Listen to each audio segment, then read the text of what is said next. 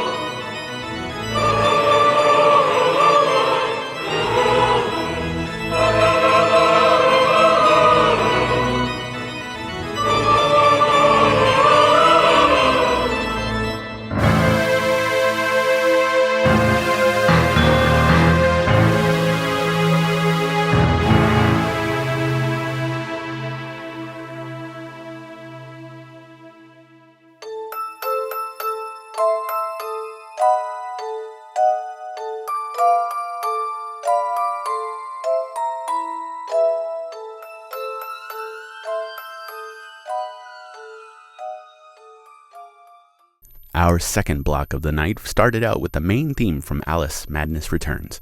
Scissor Man from Clock Tower followed after that.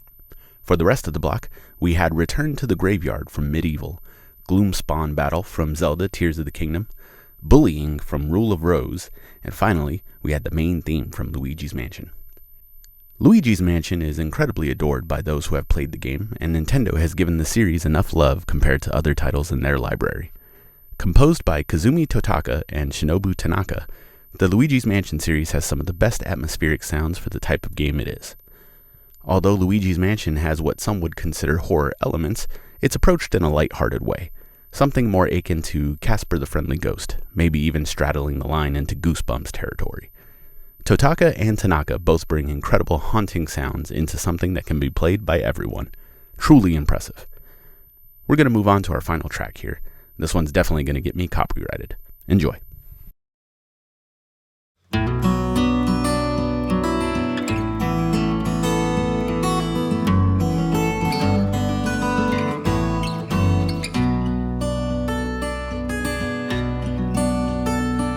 There's an altar wrought with mystery of Tom the poet and his muse, and a magic lake which gave a light to the words the poet used.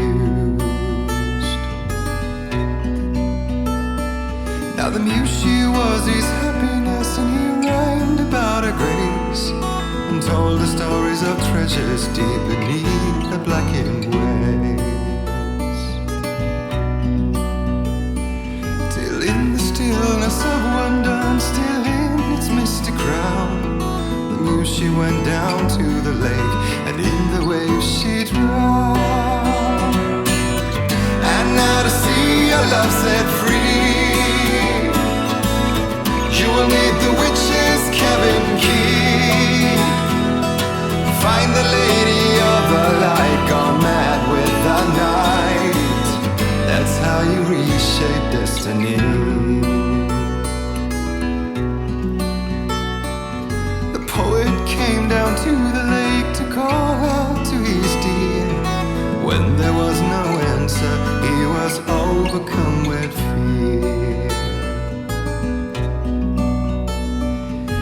Searched in vain for his treasure lost, and too soon the night would fall, and only his own echo would wail back as his call. And when he swore to bring back his love by stories he'd create, nightmares shifted in their sleep in the darkness of the lake. And now to see your love set free, you will need the witch's cabin key. Find the lady of the light, still raving in the night. That's how you reshape destiny. In the dead of night she came to him with darkness in her eyes. We're in a morning gown, sweet words as her disguise. Took her in without a word, for he saw his grave mistake, and vowed them both to silence deep beneath the lake. Now if it's real or just a dream, one mystery remains, for it is said on moonless nights they may still haunt this place.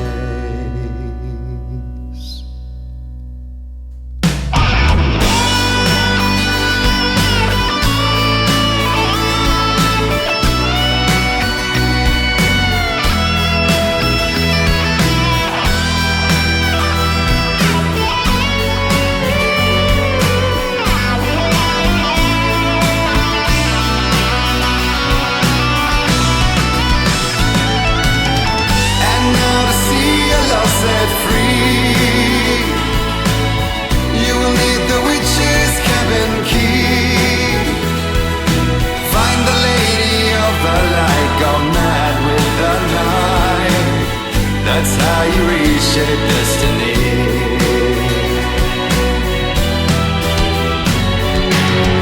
And now to see your love set free, you will need the witch's cabin key.